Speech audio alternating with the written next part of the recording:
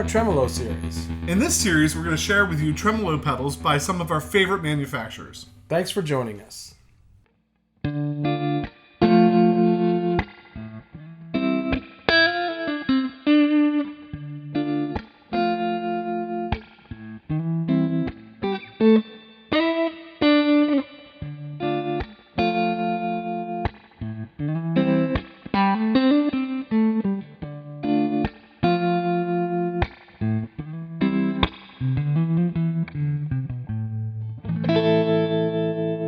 Today, we're looking at the Diaz Texas Tremodillo. And Beard's going to tell you about it. I'm not sure this is mine to talk about, to tell you the truth. This is the pedal that started the love affair for tremolo for you. Right. So, Cesar Diaz, guitar tech to Stevie Ray Vaughan. Did some work for Clapton. The list goes on and on and on. Built some amps, built pedals. I mean, and we're just not even, I think, giving him the credit he's due. There's some cool videos out there about him. Yeah, really cool guy. Would come to the Philadelphia Guitar Show. That's where you met him, I guess. And I'll let you tell the story. Yeah, well, so I was recording with a friend of mine in Virginia, Bill Campbell, and he had a Tremodillo.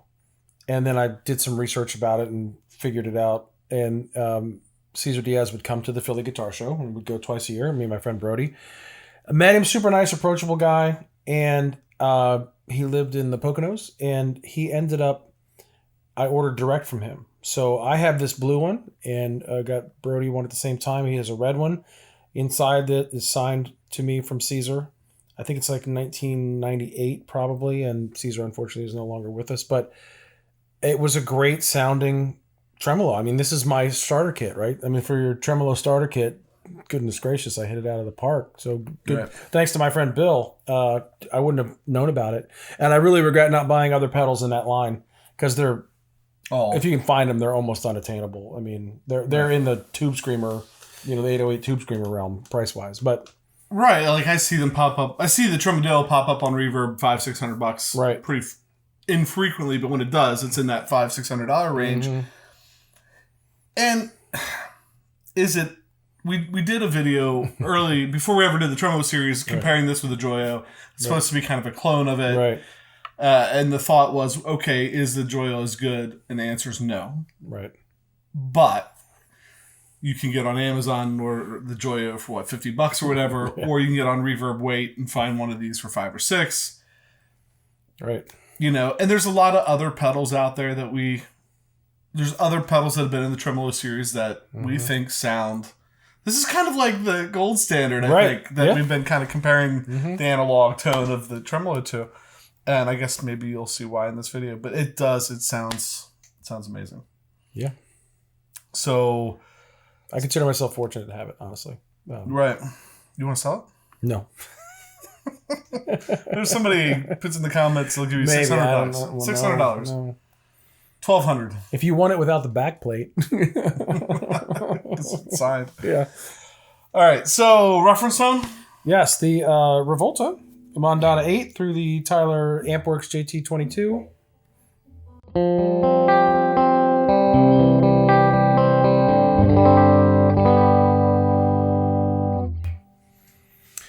Pretty much set where I would use it. So how do you want to do it? We'll start it, let you play kind of where you would use it. Mm-hmm.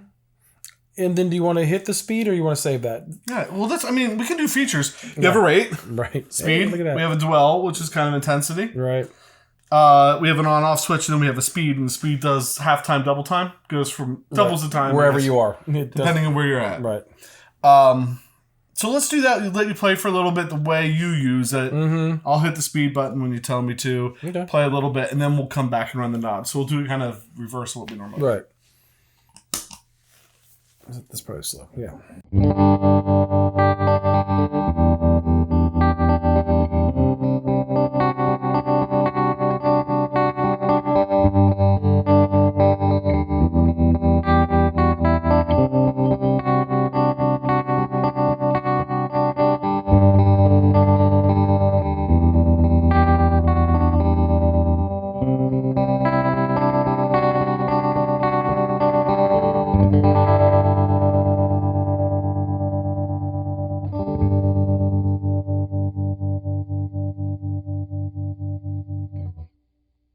So that's one of those ones where you get up in the fast speed and it doesn't start to sound like ring modulation or something like that. It's still going pretty fast, but it really keeps the tone and character of the amp there. Like, yeah, because he worked on a lot of Fender amps, so it's probably very similar to that circuit and that intensity and that speed. So, very sweet. Let's start with the dwell in the middle. We'll go to the left and then go to the right.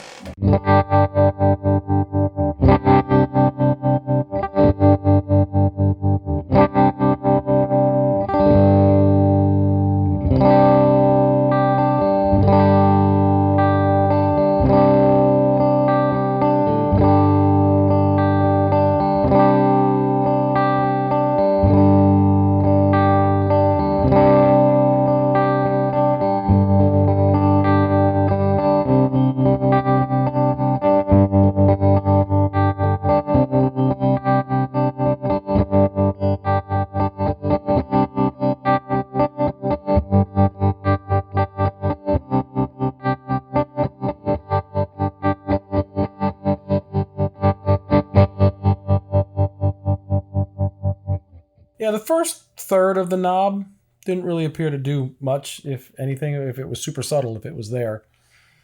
But then because I usually have it set there, because it's a pretty decent blend between the guitar and the dwell and the pedal, but it got super. So it's weird because it's almost the dwell.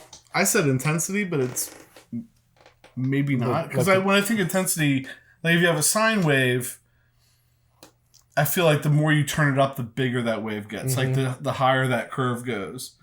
This almost sounded like it even changed the curve a little bit. Like not only did it get more intense, but almost went more to like a square wave. Right, it got choppy. Mm-hmm. What will be interesting is to turn this down kind of in that range where we thought it didn't do anything, and then have you play and turn the pedal on and off.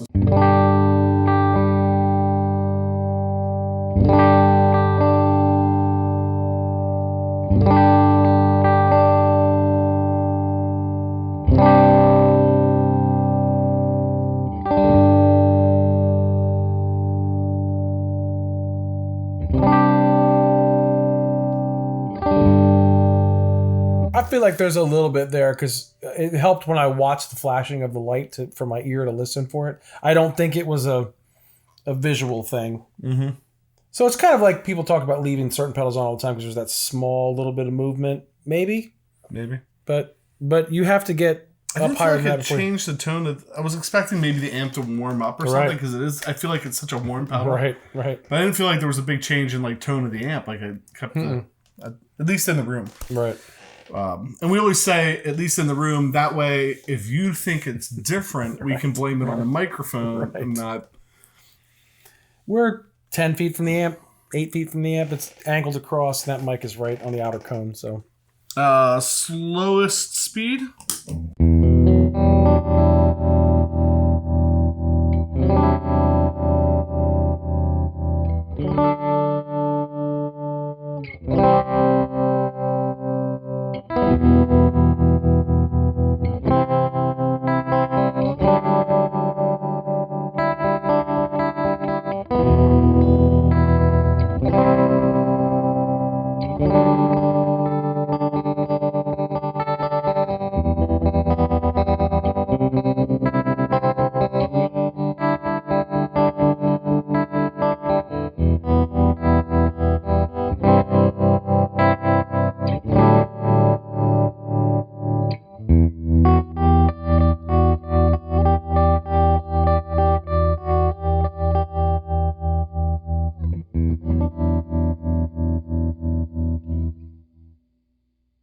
I love the sound of it. I mean, I think I would even if I didn't know about it.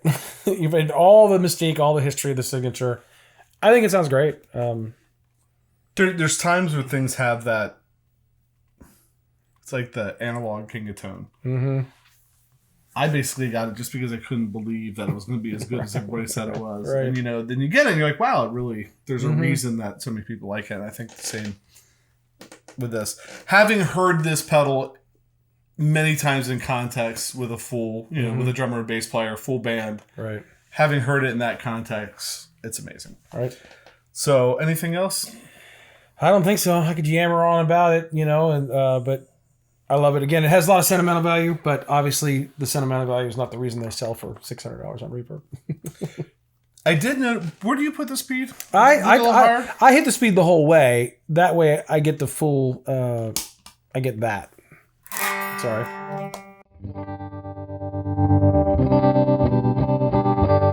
And then I get the half of that.